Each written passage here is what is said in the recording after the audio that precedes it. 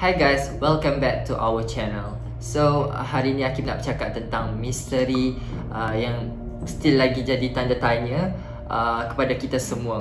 Okay, hari ni Akib nak cakap tentang kapal kargo yang dijumpai selepas 100 tahun hilang di segitiga Bermuda. Pada 29 November 1925, kapal kargo SS Cotopaxi yang telah diketuai oleh Mayer dan krunya telah meninggalkan pelabuhan Charleston, South Carolina untuk membuat pelayaran ke Havana, Cuba bagi menghantar arang batu. 2 hari selepas berlayar, SS Cotopaxi yang melalui segitiga Bermuda menghantar signal kecemasan.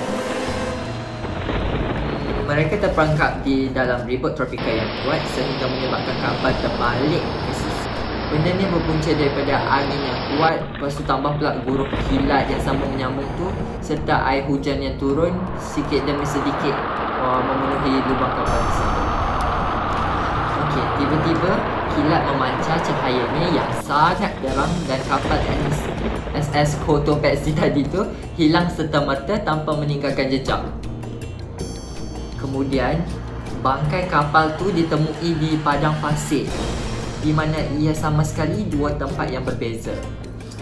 Kesemua 32 orang kru dan kapten kapal hilang macam tu.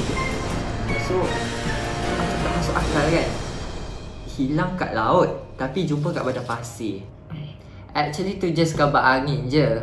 Reality kapal SS Cotopaxi ni tak pernah dijumpai dan anak-anak kapalnya pun tak pernah jumpa. Pada tahun ni iaitu 2020, kapal SS Cotopaxi ditemui oleh seorang lelaki yang bernama Michael Bennett yang mengkaji kapal karam di luar pesisir pantai Florida. Satu bangkai yang menarik perhatian beliau adalah yang tersadar lebih kurang 40 batu daripada St. Augustine di selatan Florida. Tiada siapa pun berjaya mengenal pasti mana datangnya besi berkarat tersebut. So, Michael pun mulalah penyiasatan dengan mengukur bangkai kapal dan kemudian mengumpul segala maklumat melalui surat khabar lama.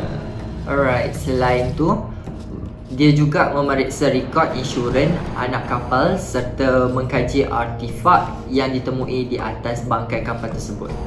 Tak cukup dengan usaha itu, Michael sekali lagi team up dengan jurnalis sains untuk meneruskan lagi siasatan untuk mendapatkan 100% kebenaran bangkai kapal di luar pesisir pantai Florida adalah SS Cotopaxi.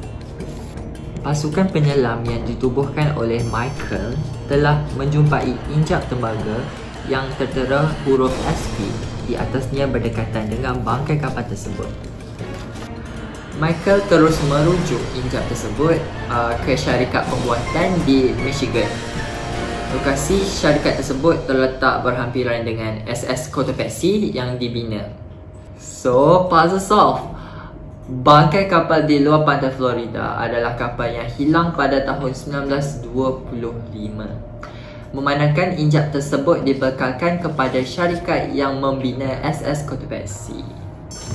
Tapi Michael still lagi tak puas hati. Sebab kenapa kapal ni tenggelam? Adakah disebabkan misteri segitiga Bermuda ataupun faktor lain? Jika sejenis yang suka mengkaji memang akan terus mengkaji.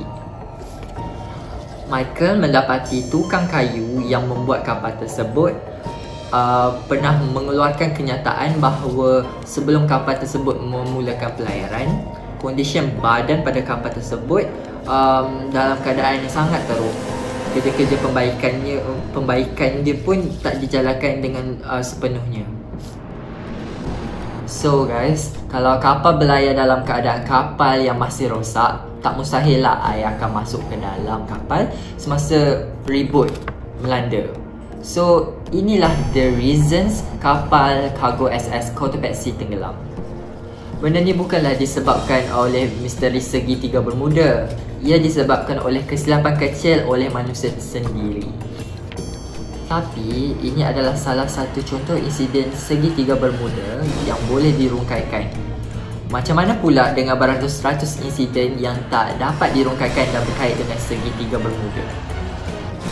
Contoh insiden yang berlaku pada tahun 1948 apabila kapal terbang yang membawa 32 orang penumpang yang hilang jejak di lokasi yang sama.